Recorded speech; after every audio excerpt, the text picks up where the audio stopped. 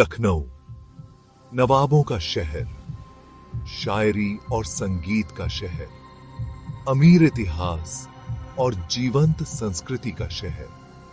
लेकिन खूबसूरती और भव्यता के नीचे हवा में फुसफुसाहटें घूमती हैं, एक अंधेरे पक्ष की फुसफुसाहटें।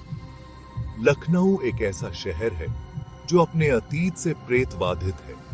बेचैन आत्माओं और अस्पष्ट घटनाओं की कहानियां इसके अस्तित्व के ताने बाने में बुनी जाती हैं। लखनऊ में कई प्रेतबाधित जगहों में से एक अपनी द्रुतशीतन कहानियों और भयार्य वातावरण के लिए सबसे अलग है। सिकंदर बाग। धूप वाले दिन भी बेचैनी की भावना हवा में भारी पड़ी रहती है। बाग जो कभी सुंदरता और शांति का प्रतीक था, अब हिंसा और निराशा की फुसफुसाहट करता है।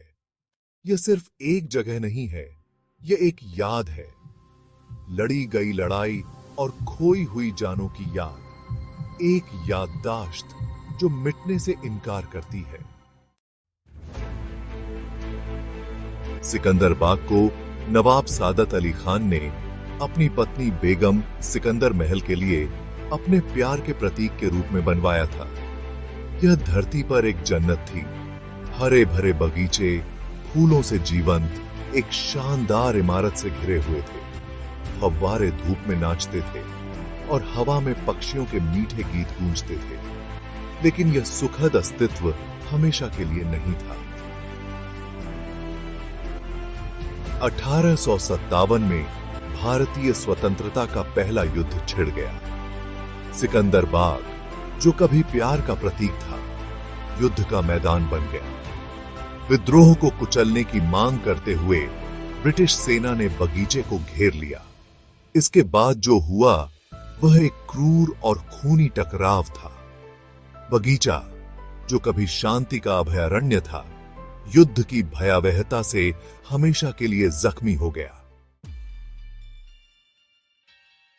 1857 का सिपाही विद्रोह भारत के स्वतंत्रता संग्राम का एक महत्वपूर्ण मोड़ था। यह बड़ी उथल पुथल और रक्तपात का समय था। अंग्रेजों ने भारत पर अपनी पकड़ बनाए रखने के लिए बेरहमी से संघर्ष किया। अपने वतन के लिए लड़ते हुए भारतीयों ने अपार साहस और लचीलापन दिखाया। सिकंदर बाग इस संघर्ष का केंद्र बिंदु बन गया। अंग्रेजों ने इसके रणनीतिक महत्व को जानते हुए एक भयंकर हमला किया। भारतीय विद्रोही भारी संख्या में कम होने के बावजूद अपने बचाव में दृढ़ बहादुरी से लड़े। घंटों तक युद्ध चलता रहा। हवा में बारूद की गंध और घायलों की चीखें गूंजती रहीं। युद्ध के बाद का दृश्य भयावह था।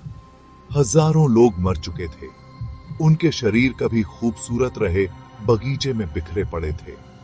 अंग्रेजों ने अपनी जीत में बहुत कम दया दिखाई। कई घायलों को मरने के लिए छोड़ दिया गया। मृतकों को सामूहिक कब्रों में दफना दिया गया। उनके बलिदान को भुला दिया गया। लेकिन सिकंदर बाग में शहीद हुए लोगों की आत्माओं ने चुप रहने से इनकार कर दिया।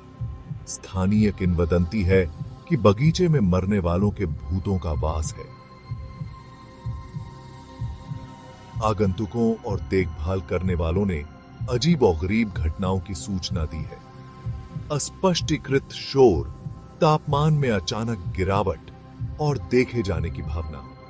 कुछ लोग कहते हैं कि उन्होंने तलवारों की गड़गड़ाहट और गोलियों की गर्जना सुनी है जो रात में गूंजती है। दूसरों को पेड़ों के बीच चलती छायादार आकृतियों की फुसफुसाहट सुनाई देती है। उनके विलाप हवा में बहते हैं। भाग 5। सफेद साड़ी में महिला, एक दुखी आत्मा। कहा जाता है कि सिकंदर बाग में भटकती कई आत्माओं में से एक सबसे अलग है। सफेद साड़ी में एक महिला। कहा जाता है कि वह उस महिला का भूत है जिसने युद्ध में अपने प्रिय को खो दिया था। किंवदंती है कि वह बगीचे में भटकती है। उसकी सफेद पोशाक खून से सनी हुई है अपने खोए हुए प्यार को ढूंढ रही है। कुछ आगंतुकों का दावा है कि उन्होंने उसे देखा है, पेड़ों से गुजरते हुए एक दुखी व्यक्ति की झलक। दूसरों का कहना है कि उन्होंने उसके रोने की आवाज सुनी है, एक ऐसा विलाप जिससे उनकी रूह कांप जाती है। उसकी कहानी उन व्यक्तिगत त्रासदी की याद दिलाती है जो सिकंदर बाग की दीवारों के भीतर हुई थी। वह बदला लेने वाली आत्मा नहीं है, बल्कि एक दुखी आत्मा है जो हमेशा अपने खोए हुए प्यार का शोक मनाती है। भाग 6, बंद कमरा। अतीत का एक पोर्टल। सिकंदर बाग के खंडहरों के भीतर एक बंद कमरा बताया जाता है। कोई नहीं जानता कि भारी लकड़ी के दरवाजे के पीछे क्या है। कुछ लोग कहते हैं कि यह एक खजाना घर है जो नवाबों की दौलत से भरा है। दूसरों का मानना है कि यह अतीत का एक पोर्टल है, एक ऐसी जगह जहां लड़ाई की गूंज सबसे तेज होती है। स्थानीय लोगों का कहना है कि कमरे में सबसे बेचैन आत्माओं का वास है जो सबसे भयानक तरीके से मरे थे। कहा जाता है कि अगर आप कान दरवाजे से लगाते हैं तो आप उनकी फुसफुसाहट, उनके रोने, शांति के लिए उनकी दलीलों को सुन सकते हैं। कोई भी दरवाजा खोलने की हिम्मत नहीं करता। भाग 7, अंदर जाने की हिम्मत। दहशत की कहानियां। इन वर्षों में सिकंदर बाग के भीतर अस्पष्टीकृत घटनाओं की अनगिनत कहानियां रही हैं। आगंतुकों ने अचानक ठंड लगने की सूचना दी है, जैसे कि किसी ठंडे हाथ ने उनकी त्वचा को छू लिया हो। दूसरों ने भय की भावना से अभिभूत होने की बात कही है, एक भारी भावना कि वे अकेले नहीं हैं। कुछ लोग प्रेत देखने का दावा करते हैं, छायादार आकृतियां जो दिखाई देने के साथ ही गायब हो जाती हैं। दूसरों ने विच्छिन्न आवाजें सुनी हैं, उनके नाम फुसफुसाते हुए या दर्द में पुकारते हुए।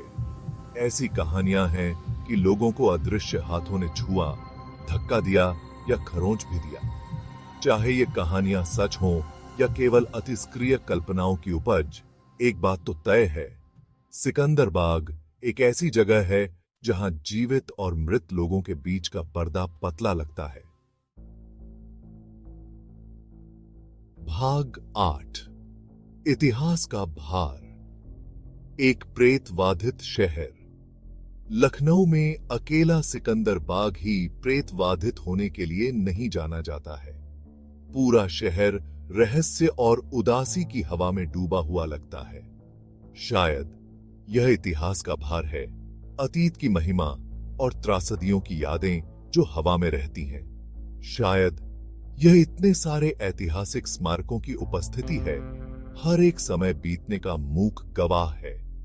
कारण जो भी हो, इस बात से इनकार नहीं किया जा सकता है कि लखनऊ एक ऐसी कहानी वाला शहर है जिसे बताना बाकी है।